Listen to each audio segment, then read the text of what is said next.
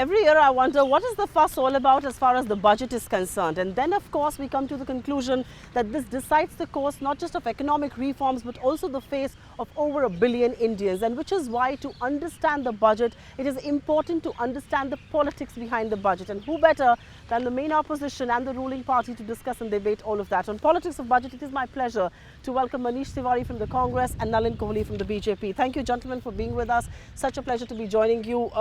This is supposed to be the make or break budget for many reasons. Many experts believe this is going to be the Modi government's most important budget. But by the virtue of him being from the ruling party, it's only fair I pose the first question to you. The context of your last budget, which was really the second but the first full year budget of your government, is very different from the context today. There was euphoria, there was a burden of expectations, there were many tailwinds behind you. If you cut to budget this year, there are many headwinds. The global economy is not in good shape, growth hasn't picked up, jobs haven't been created, some of the euphoria has kind of waned off. How different is budget making in the two contexts that we are talking in?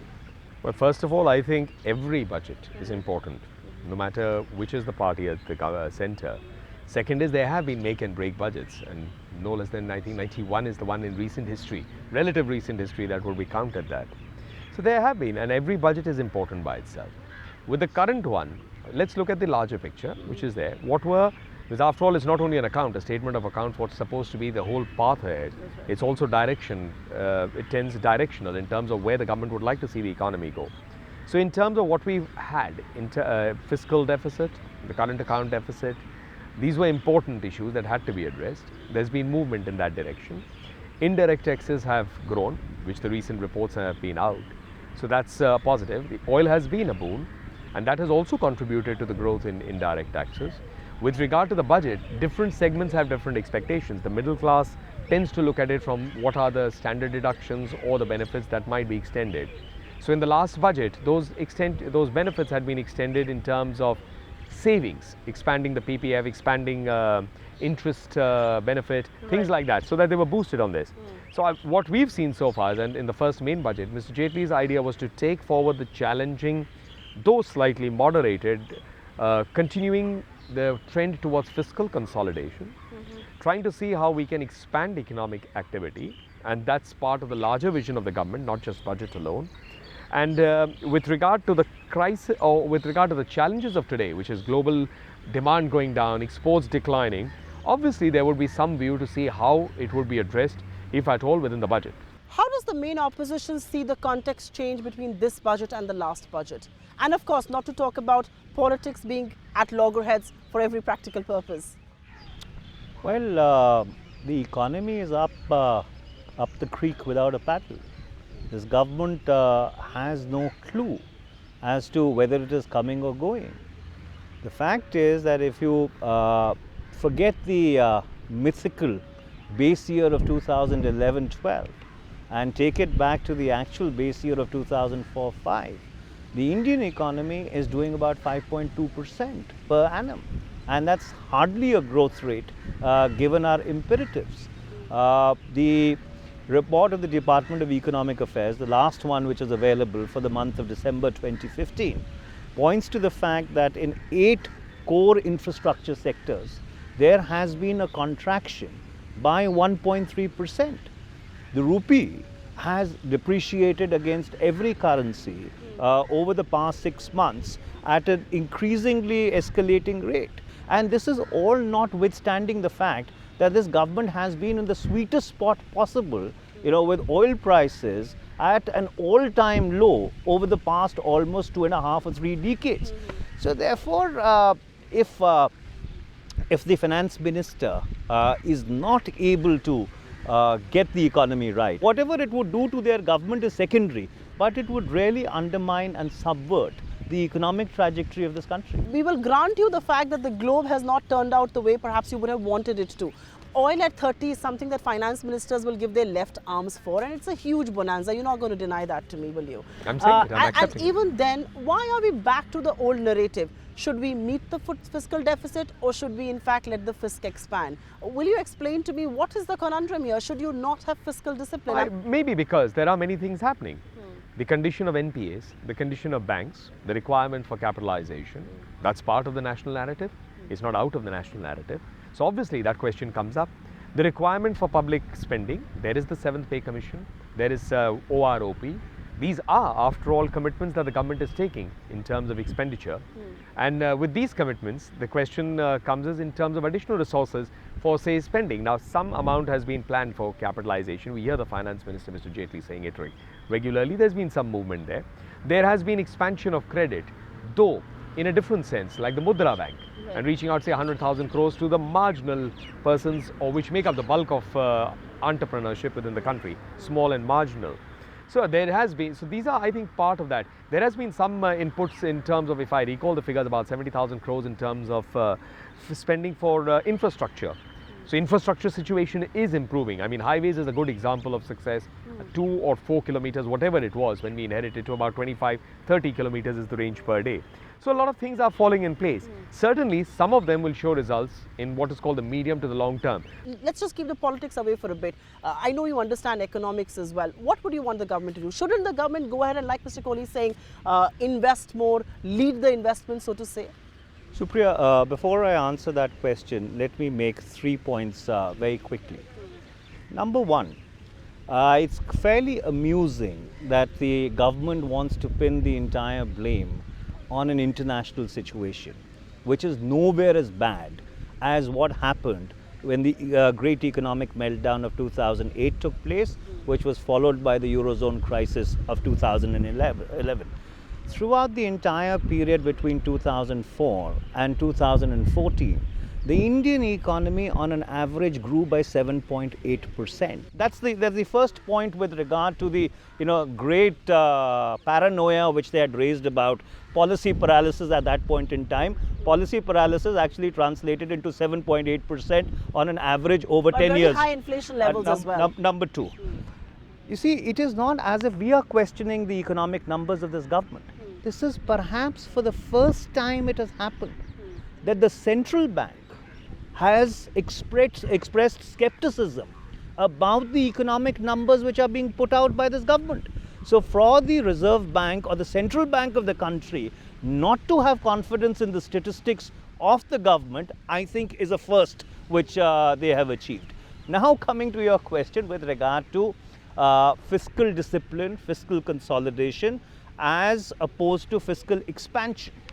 You see, eventually, as someone who's always been conservative when it comes to the fisc question, I think every government needs to live within its means. They need to stick to the path of fiscal discipline, because the fiscal deficit and the current account deficit are two numbers which any investment agency and any rating agency very closely look at it. And if they go down the path of fiscal expansion, whatever little possibility that is there of investment coming in will go down the tube.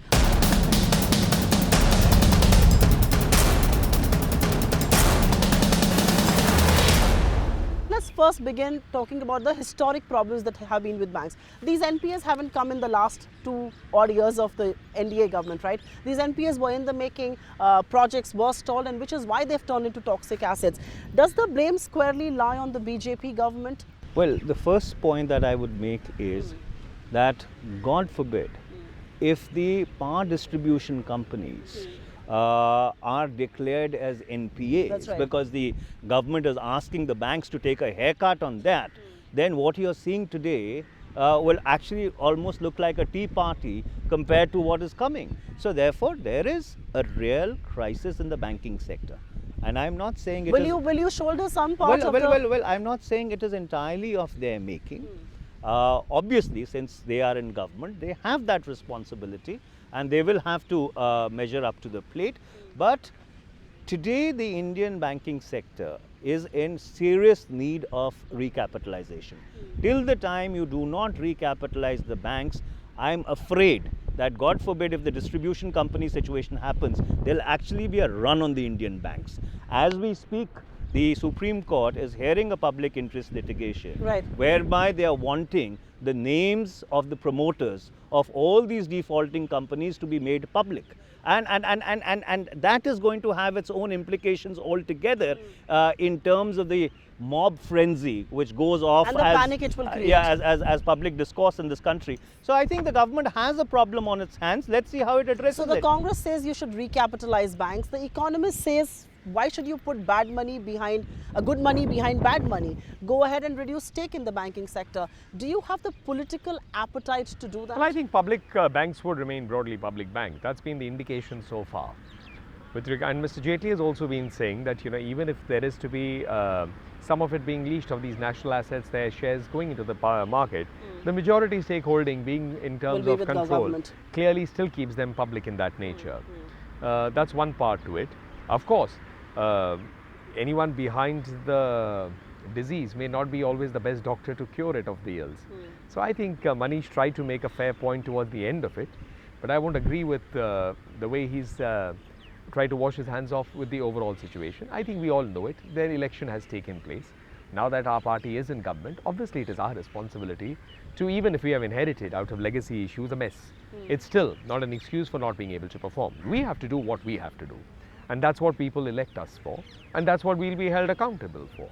So I think where it comes to the budget, and one would expect, which is what one gathers in the papers, because that only the finance minister can tell us on budget day, but one would expect that there would be a need to find some kind of a balance, that looking at the growth aspirations, looking at the investment potential of the country, looking in terms of evidently what's happening at the rest of the world, global economy, and where India could be that bright spot, there needs to be an approach looking at that. At the same time, prudence can't be just thrown to the winds, because we have to structurally ensure we don't create liabilities for the future, that after all is an inheritance for future generations. So let me ask you both a question that every economist worth his salt wants to know from the political class of this country, and I'm glad I've got the BJP and the Congress both seated on this show. I will first ask him and then come to you. Why are you shying away from selling stake in public sector banks? Come down to 40%, even lower than 40% if required. Let the decision-making capacity be with you. No, it's not. Why is it that politicians are always scared of public sector banks reducing stake? I mean, public sector banks are after all commercial entities. They are, or are they means of social schemes, so to say? Are they vehicles of social schemes? I think in our country there are counter narratives that bring to the table. For example, the distribution model versus the expansion model, growth being the only panacea in terms of solving all problems. So I think there are different models, given the fact that we do have a rather disparate socio-economic condition, also great disparity in terms of the states. Manish, like he pointed out the example of Punjab and Kerala, that's only illustrative. And it was a non-partisan example. So I think from that perspective, when you're looking at it, I don't think there is that one-shot approach which is so easy. It requires a national discourse. It requires looking at it, because with every decision will come its own set of issues. So I don't think it's something that could be so immediate and easy. It doesn't mean that the government may or may not consider it. That's separate. But I think we need to have a more broader discourse on this before I think some kind of decision like that should be so easily enunciated. Mr. Tewari, will the Congress support the government if it were to reduce stake in public sector banks below majority stakes? Well, I think it's a very, very, very bad idea.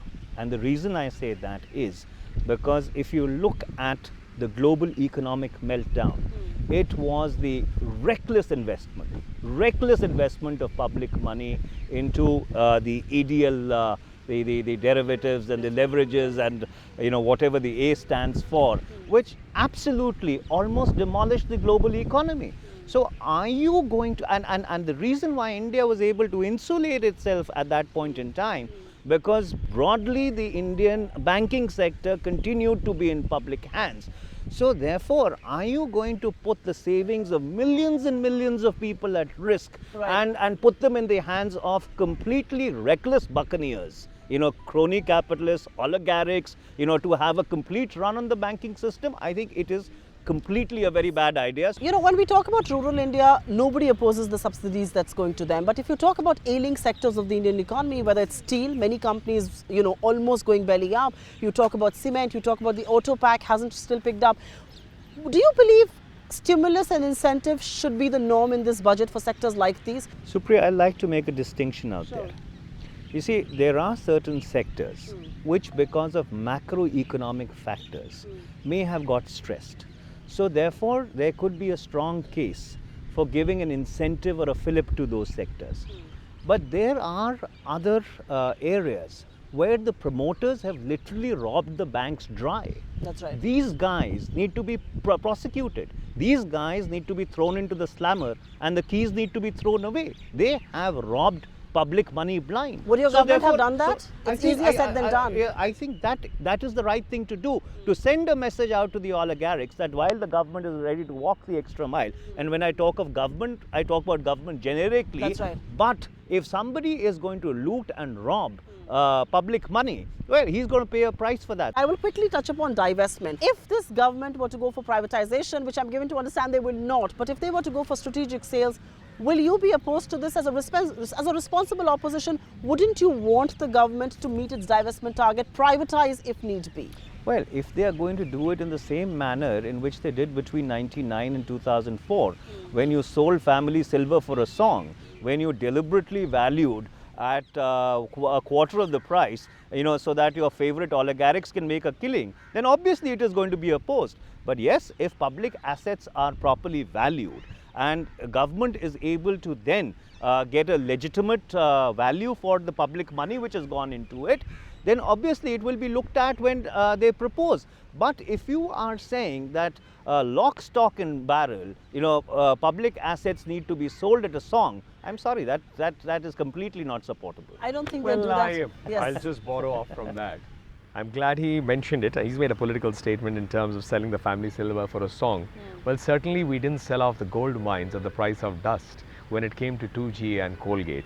So I think, it's easy to comment in terms of other governments' performance. But I'd always say that the jury in economics is fairly ruthless, because that's a matter of fact. It's a factor of numbers and what the environment is.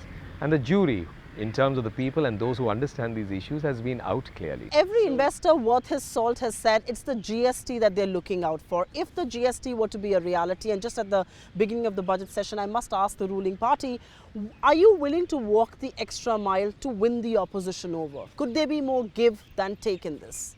Well, for the GST give to or be a take, reality? basically the give or take can't be in an individual approach, walking the extra mile for a political party.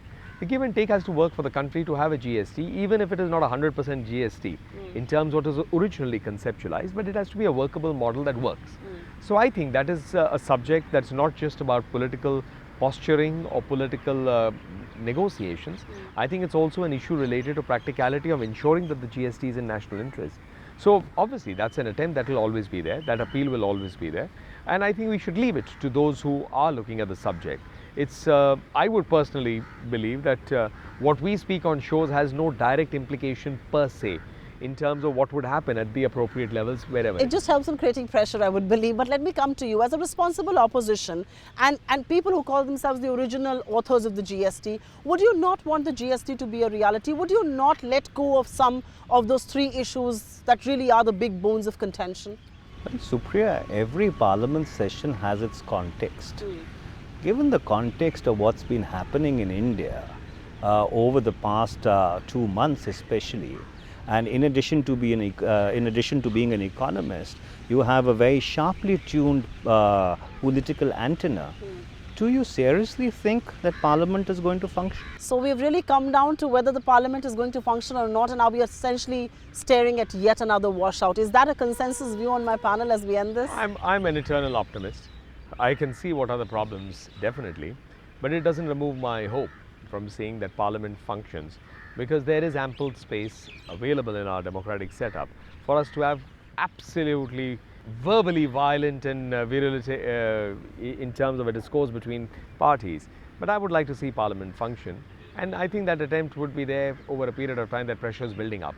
I don't think India is also appreciating Can you afford to be an obstructionist opposition for a very long while? And I'm using the word obstructionist very carefully here. Well, the Finance Minister of India... Can you afford to be seen to be obstructing Finance Parliament? Minister of India, once made a very prophetic statement, possibly the only sensible statement that he's ever made. That's not a fair comment. So, with regard to the fact that disruption is a legitimate parliamentary tactic. So, therefore, we are going to take a leaf out of that book and see that the issues of the people do get articulated. And ultimately, you see, it's not. But disruption It's not my way or the highway. The responsibility of running the house is of the government. It is the government which has to reach out across the aisle. It is not the responsibility of the opposition to run the house. The responsibility of the opposition is to stand guard, and we will very vigilantly stand guard. But disruption for a very long time can actually leave you in the dock with the masses at large. Well, we'll let the people judge. So I have just two quick responses. Is that we all are bound by the Constitution and constitutional duties. So while the primary concern is with the government and its responsibility to run the House, it does not absolve others who have been elected by the people to be in the House to walk away from their set of responsibility. And since there was a personal comment on the Finance Minister in terms of it being his perhaps only sensible comment, I'll return it in the same vein by saying he didn't make it introspecting in some foreign land. All right, on that note, because I'm not going to let politics once again trump economics on the show, thank you gentlemen for being with us. It's indeed been a pleasure to discuss the politics of Budget 2016 right here with Manish Tewari and Nalin Kohli on ET Now.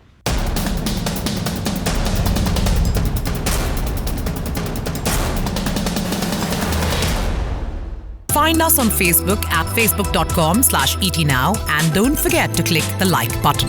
You can also follow us on Twitter at etnowlive. To stay updated with all our programming, hit the subscribe button on our YouTube channel by logging on to youtube.com/user/etnow.